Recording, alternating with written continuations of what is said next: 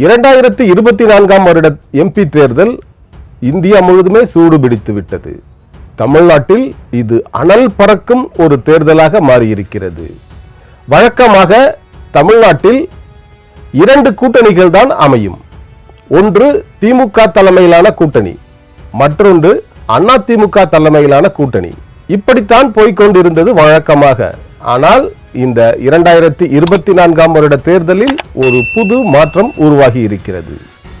அது தமிழகத்தில் 3வதாக ஒரு கூட்டணி அமைக்கப்பட்டிருக்கிறது. பாரதிய ஜனதா கட்சி தலைமையில் இந்த கூட்டணி அமைந்திருக்கிறது. அதுதான் தமிழ்நாட்டில் தேர்தல் அனல் பறக்கும் தேர்தலாக மாறியிருக்கிறது. அண்ணாமலை தலைமையிலான பாரதிய ஜனதா கட்சி தமிழகத்தில் இருக்கிறது. அண்ணாமலை தலைமையில் இந்த பாரதிய ஜனதா கட்சி கூட்டணி தான் இப்போது பல அரசியல்வாதிகளையும் நடுங்க வைத்துக் கொண்டிருக்கிறது. ஒரு பக்கம் இவர்களது கூட்டணி ஒரு சிலரை அரவணைத்துக் கொண்டாலும் ஒரு சிலரை விரட்டியடிக்கவும் செய்திருக்கிறது. தமிழகத்தில் ஏற்கனவே பெரிய கட்சிகளாக இருக்கும் திமுகவும் அதிமுகவும் தமிழ்நாட்டில் இந்த எம்பி தேர்தலில் 18 தொகுதியில் நேரடியாக மோதுகின்றன. அப்படி இருக்கையில் பாரதிய ஜனதா கட்சியும் ஒரு கூட்டணியை உருவாக்கி இருக்கிறது. தமிழ்நாட்டில் இருக்கும் 39 மக்களவை தொகுதியும் பாண்டிச்சேரி தொகுதியும் சேர்த்து மொத்தம் 40 தொகுதிகள் இங்கே இருக்கிறது. இந்த 40 தொகுதிகளும் அனல் பறக்கும் பிரச்சாரங்களும் அனல் பறக்கும் கூட்டணிகளும் நடந்து கொண்டிருக்கிறது. இந்த 40 தொகுதியிலும் தேர்தல் களம் சூடுபிடித்திருக்கிறது. பாரதிய ஜனதா கட்சி கூட்டணியில் பாரதிய ஜனதா கட்சி, பாட்டாளி மக்கள் கட்சி, டிடிவி தினகரனின் அம்மா மக்கள் முன்னேற்ற கழகம், ஜி.கே. வாசனின் தமிழ் மாநில காங்கிரஸ் ஆகியவை இருக்கிறது. இதில் நான் அதிமுக கட்சி தலைவன் என்று கூறிக்கொண்டு ஓபிஎஸ் இருந்து வந்தார். ஆனால் அவருக்கு அதிமுக கட்சியும் கிடைக்கவில்லை, அதிமுக சின்னமான இரட்டை இலையும் கிடைக்கவில்லை. இரட்டை இலை சின்னத்தை பெறுவதற்காக இவர் உச்ச நீதிமன்றம் சென்றார். பிறகு உயர் நீதிமன்றம் வந்தார். பிறகு உச்ச நீதிமன்றம் சென்றார். இப்படியே உயர் நீதிமன்றம் உச்ச நீதிமன்றம் என்று மாறி மாறி வழக்காடி கொண்டிருந்தார் ஓ பன்னீர்செல்வம். உயர் நீதிமன்றம் இனிமேல் இந்த பக்கமே இந்த பிரச்சனையை எடுத்துக்கொண்டு வரக்கூடாது என்று கூறிவிட்டது. அப்படியும் அடங்காத ஓ பன்னீர்செல்வம் உச்ச நீதிமன்றத்தில் சென்று முறையிட்டார். அங்கும் துரத்தி அடிக்கப்பட்டார் ஓ பன்னீர்செல்வம். பிறகு தேர்தல் கமிஷனில் மனு கொடுத்து பார்த்தார். இரட்டை இலை சின்னத்தை எனக்கும் தரக்கூடாது, எடப்பாடி பழனிசாமி தலைமையிலான அதிமுகவிற்கும் தரக்கூடாது என்று முறையிட்டு பார்த்தார். ஆனால் அங்கேயும் அவரது பாட்சா பலிக்கவில்லை. இரட்டை இலை சின்னத்தையும் அதிமுகவையும் எடப்பாடி தலைமையிலான அதிமுகவிற்குத்தான் கொடுத்து விட்டது தேர்தல் கமிஷன். அதனால் தான் இப்போது ஓ பன்னீர்செல்வம் மிகவும் பரிதாபமான நிலையில் இருக்கிறார். தமிழ்நாட்டில் இருக்கும் 39 பாராளுமன்ற தொகுதியில் 20 தொகுதியில் பாரதிய ஜனதா கட்சி நேரடியாக போட்டியிடுகிறது. 10 தொகுதியை பாட்டாளி மக்கள் கட்சிக்கு கொடுத்திருக்கிறது பாரதிய ஜனதா கட்சி. 2 தொகுதியை டிடிவி தினகரனுக்கு கொடுத்திருக்கிறது. அதோடு இல்லாமல் ஜி.கே. வாசனுக்கும் 2 தொகுதி கொடுக்கப்பட்டிருக்கிறது. ஆனால் ஓ பன்னீர்செல்வத்திற்கு எத்தனை கொடுப்பது என்கிற குழப்பம் இருந்து கொண்டே இருந்தது.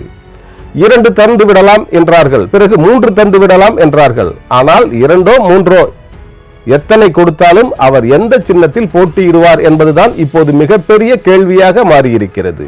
நான் இரட்டை இலை சின்னத்தில் தான் போட்டியிடுவேன் என்று இப்போதும் அடம் பிடித்துக் கொண்டிருக்கிறார் ஓ பன்னீர்செல்வம்.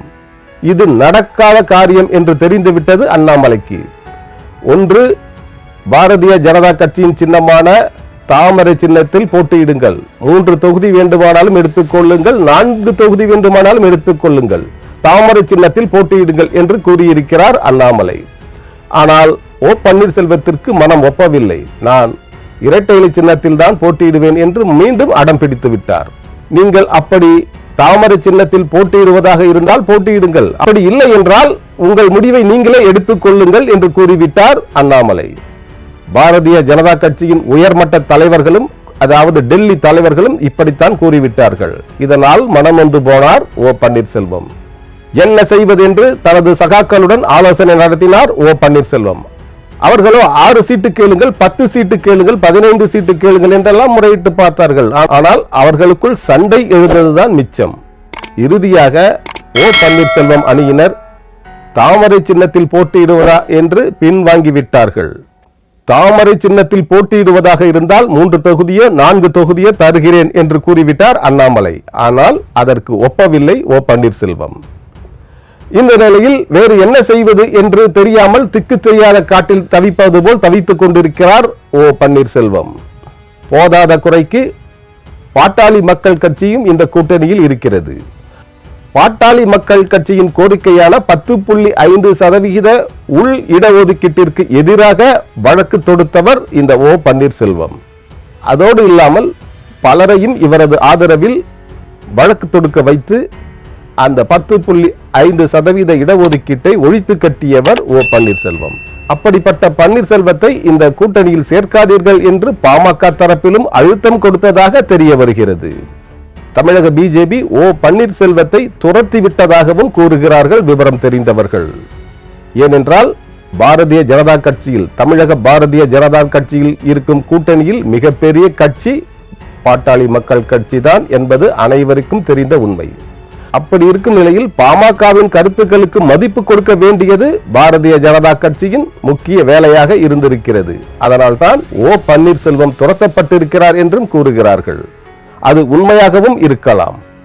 ஏனென்றால் வன்னியர்களுக்கு தரப்பட்ட 10.5 உள் இடஒதுக்கீட்டை எதிர்த்தவர் ஓ பன்னீர்செல்வம். இதற்கு முழு முக்கிய காரணம் ஓ பன்னீர்செல்வம்.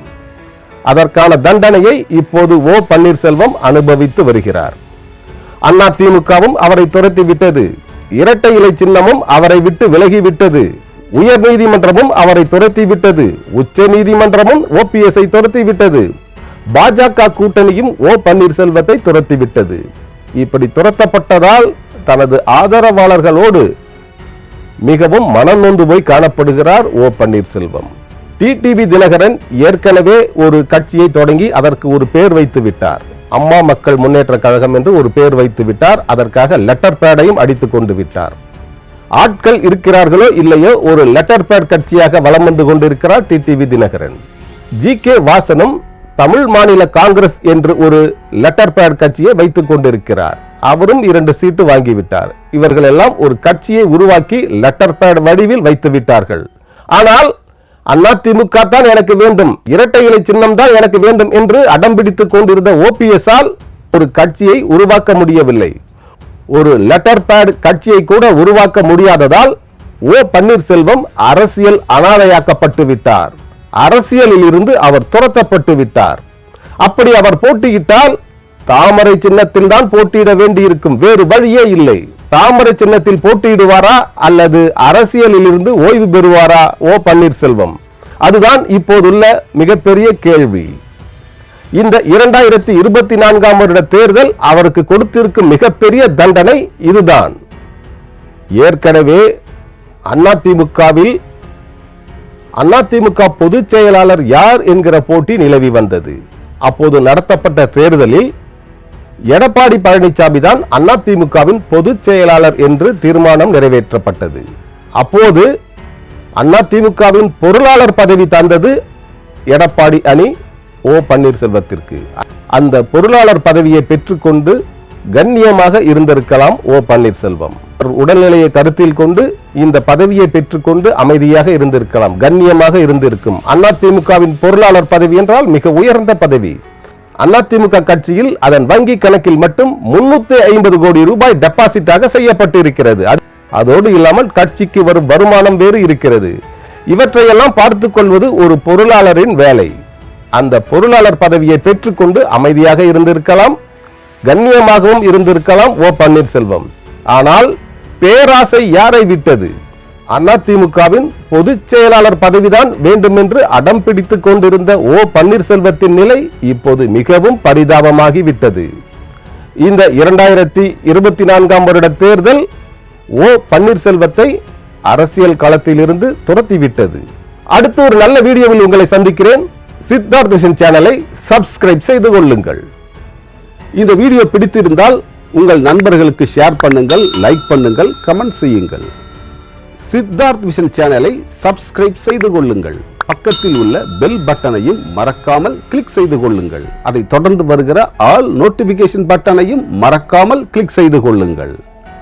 இந்த வீடியோ பிடித்திருந்தால் உங்கள் நண்பர்களுக்கு ஷேர் செய்யுங்கள், கமெண்ட் செய்யுங்கள். சித்தார்த் விஷன் சேனலை சப்ஸ்கிரைப் செய்து கொள்ளுங்கள்.